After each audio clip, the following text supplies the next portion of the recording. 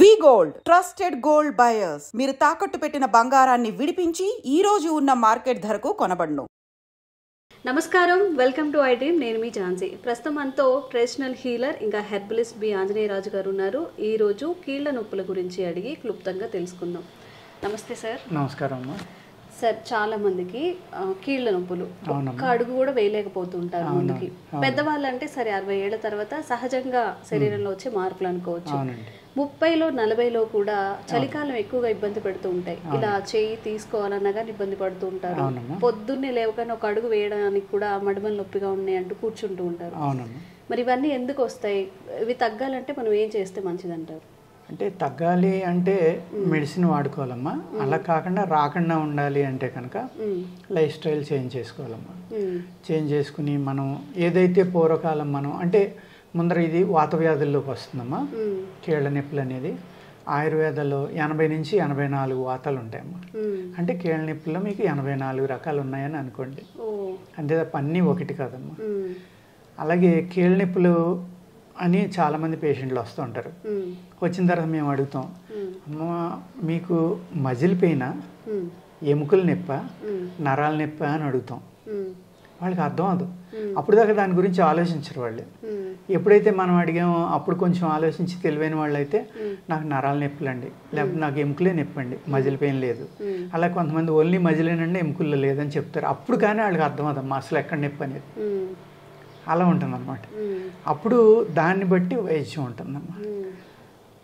ఎప్పుడైతే మీరు శీతాకాలం చూడండి ఎముకలు కొంచెం స్వెల్లింగ్ వస్తాయమ్మా. మీరు అన్న సిమ్టమ్స్లో లైట్గా స్వెల్లింగ్ వచ్చి కలర్ రెడ్ కలర్ వస్తే కనుక మీకు rheumatoid arthritis test RA factor అని ఉంటుందమ్మా. తప్పనిసరిగా చేయించుకోవాలి అది. ఎందుకంటే ఎప్పుడైతే మీకు ఫింగర్స్ గట్టిగా క్లోజ్ చేస్తాం అంటే క్లోజ్ అవ్వట్లేదో, స్వెల్లింగ్ వచ్చినాయో, బీసిపోయినట్టు ఉన్నాయో, మొట్టమొదట మీకు లక్షణం రొమటాయిడ్ ఆర్థరైటిస్కి వచ్చే మొదటి లక్షణం అమ్మా అది. ఓకే, అంటే ఇలా పిడికిలి మూయలేకపోవడం అదే అందులోదే అమ్మా, అందులోదే. అందుకు ఒకసారి చేంజ్ చేసుకుంటే మనకి ఆ డౌట్ అనేది తీరిపోతుందమ్మా. దాన్ని కీళ్ళవాతం అంటాం మనం తెలుగులో. చాలా ఎక్కువ కేసులు వస్తున్నాయమ్మా మాకు. మీరు అన్నట్టుగానే 30 ఏళ్ళకి వస్తున్నాయి, 50 ఏళ్ళు వస్తున్నారు, 70 ఏళ్ళు వస్తున్నారు. ఈ కీళ్ళవాతం అనేది కీళ్ళు ఒకటే కాకుండా మజిల్స్కి ఉంటుందమ్మా. అలాగే ఇందులో కొన్ని మేము దొంగవాతం అంటామమ్మా. ఎందుకు సార్?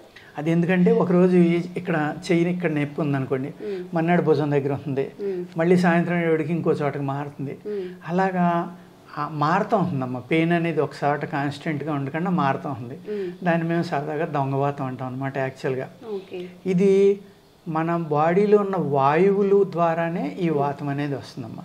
అన్ని జబ్బులు కూడా క్యారీ చేసి ఇది వాయువే. వాత, పిత్త, కఫం అంటాం కదా ఆయుర్వేదంలో. ఈ మూడాటిని కంట్రోల్ చేసి ఇది వాయువు అమ్మ. ఈ వాయువే శరీరం అంతా వాటిని తిప్పుతూ ఉంటుంది అనమాట. ఈ వాయువుతోటి పాటే ఆ వాతం అనే లక్షణం, ఆ బ్లాకేజ్ అనేది అలా తిరగటం వల్ల అక్కడ పెయిన్ పెరుగుతూ ఉంటుంది అనమాట. ఓకే, ఇప్పుడు వాయువు అంటే మళ్ళీ ఇది గ్యాస్ట్రిక్ వైపు వెళ్తుందా సార్? అలా వెళ్దామా. ఇది ప్రాణవాయువు. ప్రాణవాయువులో ఉన్న అంటే మీకు మన శరీరంలో 3,46,00,000 నరాలు ఉంటాయమ్మా. 3,46,00,000. 46,00,000. అది యోగిక్ సైన్స్లో అయితే యోగులు ఋషులు చెప్పేది 72,72,20,220 ఉంటాయమ్మా. అన్ని నరాలు ఉంటాయి మీ శరీరంలో. అర్థమైంది కదమ్మా. ఆ నరాల్లోకి ఎప్పుడైతే మీకు బ్లడ్ ఫ్లో సరిగ్గా వెళ్ళకుండా, ప్రతి నరానికి ఒక వాల్వ్ ఉంటుందమ్మా. ఆ వాల్వ్ సరిగ్గా ఓపెన్ అవునప్పుడు అక్కడికి వెళ్ళిన బ్లడ్ ఎక్కువసేపు ఉండిపోవడం వల్ల అక్కడ ఉన్న సెల్స్కి ఆక్సిజన్ సరిపోక అవి చనిపోతాయి. చనిపోయిన దాన్ని బయటికి పంపలేవు కదా, వాల్ క్లోజ్ అయిపోయింది కదా. అప్పుడు శరీరం మీకు నొప్పి ద్వారా మీకు అక్కడ సిగ్నల్ ఇస్తుంది, ఇక్కడ నాకు ఇబ్బంది ఉంది అని. ఆ వాల్ని ఓపెన్ చేయడానికి సూది గుచ్చేది ఆక్యుపంక్చర్ అమ్మ. ఆ గాలిని బయటికి తీసేయటం, ఆ గాలిని పక్కకు జరపడం అనేది ఆక్యుప్రెషర్ అమ్మ. వాయువు మీదే మన శరీరం అంతా ఆధారపడి ఉంటుంది. ఈ వాయువు వికటించినప్పుడే ఇలాంటి జబ్బులు వస్తాయమ్మా. ఏ ప్రాబ్లం వచ్చినా సరే వాయువు అనేది వికటించడం వల్ల, అది మళ్ళీ వెనక్కి రాకపోవడం వల్ల, అక్కడికి ఆక్సిజన్ అందకపోవడం వల్ల ఈ ప్రాబ్లం అనేది స్టార్ట్ అవుతుందండి. ఎందుకు బ్లాక్ అవుతాయి సార్ అలాగా ఒక చోట? వ్యాయామం లేక, అదర్వైజ్ తిన్న ఆహారంలో ఉన్న కొన్ని ఈ టాక్సిన్స్ పెరిగిపోవడం వల్ల ఇప్పుడు షుగర్ అనేదమ్మా చాలా ఎక్కువ మందిలో వస్తుంది. అందులో హైదరాబాద్ని క్యాపిటల్ ఆఫ్ షుగర్ అంటున్నారు, డయాబెటీస్ అంటున్నారు, ఆంధ్ర అంటున్నారు. అటువంటిప్పుడు మీకు ఎందుకు వస్తుందమ్మా తేడా? రకరకాలు అంటే ఫస్ట్ పురుగు మందులు కానీ ఎరువులు వాడడం కానీ మన ఆంధ్ర తెలంగాణలో చాలా ఎక్కువ, సౌత్ ఇండియాలో.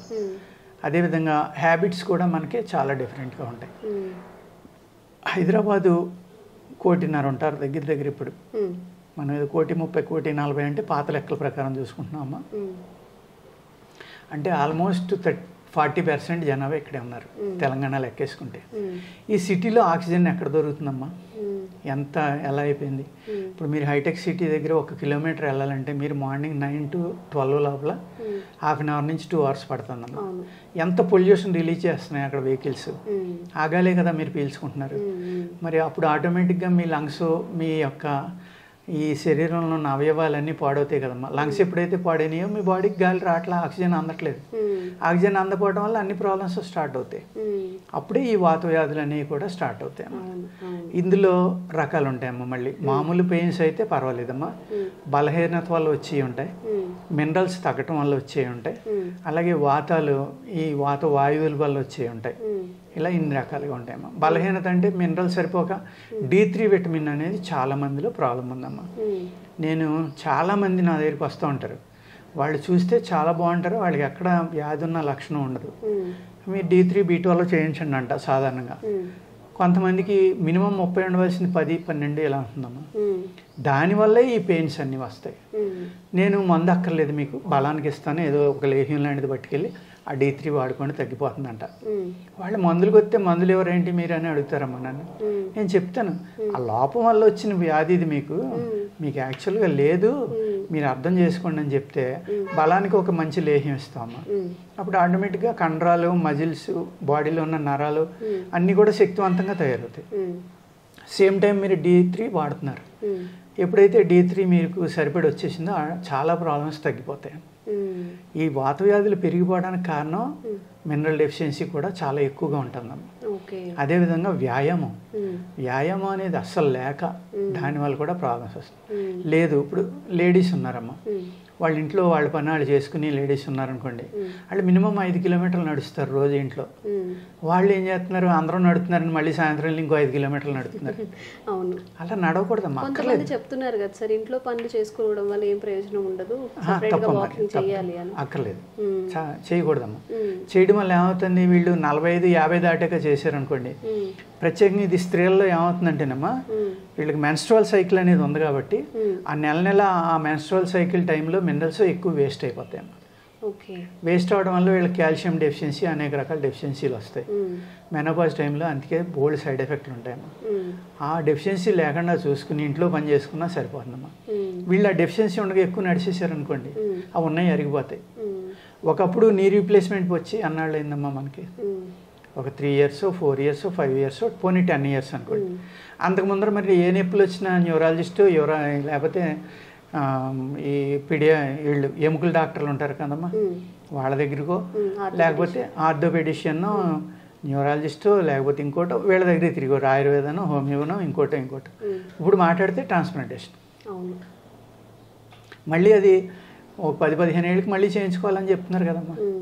ఎంత మందులు వాడి పోస్ట్ పోన్ చేస్తే అంత ఉపయోగం అది. అలాగే ఒక ఏజ్ వచ్చాక చేయటానికి కూడా వీలు లేకపోవచ్చు, నెగ్లెక్ట్ చేయటం వల్ల. అది కూడా ఉందమ్మా. ఇవన్నీ లేకుండా ఉండాలంటే మన పూర్వకాలం ఎవరు, మన అమ్మమ్మలు కానీ, నానమ్మలు కానీ, తాతలు కానీ ఏం తిన్నారు, ఏ విధమైన జీవనాలు, అందులోకి వెళ్తే ఇందులోంచి చాలా వరకు బయటపడచ్చమ్మా. మనం ఏం చేస్తున్నాం, మంచి వేరుశనగ ఉండ బెల్లంతో పట్టింది, అద్భుతమైన ప్రోటీన్. మనం మాంసంలో, మీరు మటన్లో ఎన్ని ఉంటాయో అంత ఉంటాయి వేరుశనగ గుళ్ళలో. దాన్ని వాడుకుంటున్నామా మనం? లేదు. అటుకులుండ అది వాడలేదు. సున్నుండ, మినువులమ్మ, మినువులో ఉన్నంత ప్రోటీన్ దేంట్లోనే ఉండదమ్మా. అద్భుతమైన ప్రోటీన్ ఉంటుంది. ఆ మినువులు సున్నుండ మంచి నెయ్యి కారీలాగా ఇచ్చేవారు. ఎంత బలం అమ్మ అది, లోపల లూబ్రికేషన్. ప్లస్ అదే సున్నుండ పిల్లలకు పెడితే అమ్మ మీరు ఏ విధమైన మోడర్న్ డ్రింక్లు ఇవ్వక్కలేదు వాళ్ళకి. పొద్దుట లేవగానే పాలలోకి వెళ్ళి బూస్ట్ హార్లిక్స్ ఇవ్వంటారా? అటువంటి ఏమి అక్కర్లేకుండానే మనం సున్నుండ పెడితే సరిపోతుందమ్మా, నువ్వులుండ పెడితే సరిపోతుందమ్మా. ఇలాగా ఆహారం, ఇదే ఆహారాన్ని పెద్దవాళ్ళు కూడా తీసుకుంటే దీన్ని కంటిన్యూగా మధ్య మధ్యన వారానికి రోజు 2-3 సార్లు, 1-2 సార్లు, 2 సార్లు ఇలాగా ఇటువంటి తిళ్ళు తింటా ఉంటే మీ మినరల్స్ డెఫిషియన్సీ తగ్గుతుంది, విపరీతమైన శక్తి ఉంటుంది, ఎముకలు ఎప్పుడు గట్టిగా ఉంటాయి.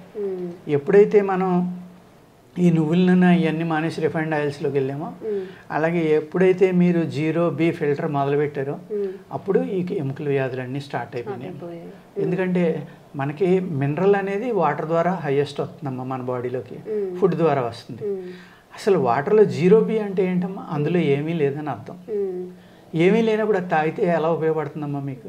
ఓన్లీ దాహం అనే లక్షణాన్ని తగ్గించడానికి తప్ప మీ బాడీలోకి మీకు బాడీకి కావాల్సింది ఏది కూడా అందులో లేదు. 0 అని వాళ్ళే చెప్తున్నారు కదా, అంతే 0, మీరు 0 అయిపోతారు. మీ బాడీలో ఏముండదు. ఆటోమేటిక్గా ఎముకల నొప్పులు వస్తాయి, కీళ్ళ నొప్పులు వస్తాయి, మన నరాల నొప్పులు వస్తాయి, అన్నీ మజిల్ పెయిన్ వస్తుంది, అన్నీ స్టార్ట్ అయిపోతాయి. అందుకు ఏంటంటే వాటర్లో చాలా ఇంపార్టెంట్ అమ్మా, ఆహారం చాలా ఇంపార్టెంట్. మనం పూర్వకాలం ఎలా తినేవాళ్ళం అటువంటివి తింటా ఉంటే చాలా చక్కగా మీకు నరాలు కానీ ఎముకలు కానీ గట్టిపడతాయి, బాగా ఉంటారు. ములగాకు తెలగపిండి అనేది పూర్వం ఆషాఢ మాసంలో కనీసం 2-3 సార్లు తినమనివారు. అలాగా పిండి వంటలు జాన్యువరి వచ్చింది అనుకోండి, సంక్రాంతి, అరిసెలు స్పెషల్ అమ్మ. నేను అనేక వీడియోల్లో చెప్పాను. అరిసెలు నువ్వుల నూనెతోటే వండేవారు, అందులో బెల్లం వరిపిండి కలిపేవారు అన్నమాట. బెల్లం వరిపిండి అనేది కలిపేటప్పటికి ఆ రెండాటి యొక్క శక్తి ఎన్నో రెట్లు పెరిగిపోతుంది. పెరిగిపోయి అది ఎప్పుడైతే తిన్నారో మీరు విపరీతమైన బలం. ఎందుకంటే జనవరిలో చలిగాలి, మంచి వేడి చేస్తుంది, బాడీలో హీట్ పుట్టిస్తుంది, శక్తినిస్తుంది. దీపావళికి బూరమ్మ, అది శనగపప్పు బెల్లం, మళ్ళీ నువ్వుల నూనె. అప్పుడేంటి, వర్షాకాలం మళ్ళీ మీ శరీరం బద్ధకంగా ఉంటుంది కాబట్టి మీకు స్ట్రెంగ్త్ ఇవ్వాలి కాబట్టి ఆ ఆహారాన్ని అప్పుడు పెట్టారు. ఇప్పుడు రెసిపీస్ అన్ని మారిపోయినాయి.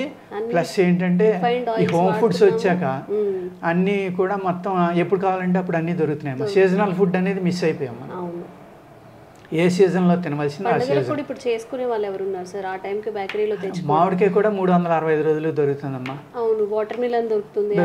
అలాగా ఆ సీజన్ అనేది మారిపోయేసరికి భగవంతుని యొక్క క్రియేషన్లో సమ్మర్లో వాటర్ మిలన్, లేకపోతే సపోటా, మామిడికాయ, పైనాపిల్, పనసపండు, ఇలాగా ఆ నేచర్.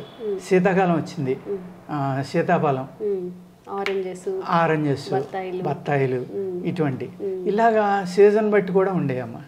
వర్షాకాలం జాంకాయలు, రేక్కాయలు, ఇలాగ ఇవన్నీ ఏంటంటే ప్రకృతి సిద్ధంగా భూమి పుట్టినప్పటి నుంచి పండే పంటలు అమ్మాయి. దాన్ని కాలం మార్చేయటం వల్ల ఏమవుతుంది, దాంట్లో లక్షణాలు మారిపోతున్నాయి. అక్కడ కూడా మనం చాలా మిస్ అవుతున్నాం. ఇదంతా ఏంటంటే నేను చెప్పేదంతా ఏంటమ్మా, ప్రివెన్షన్ అమ్మా. ఇది వచ్చాక మందులు వాడుకుందాం, కానీ రాకుండా చేసుకోవడం అనేది తెలివైన పని అమ్మ. వచ్చాక తగ్గించుకోవడం కాదు. అలాగే శాశ్వత పరిష్కారం ఉందా అని అడుగుతారు. డెఫినెట్గా ఉందమ్మా.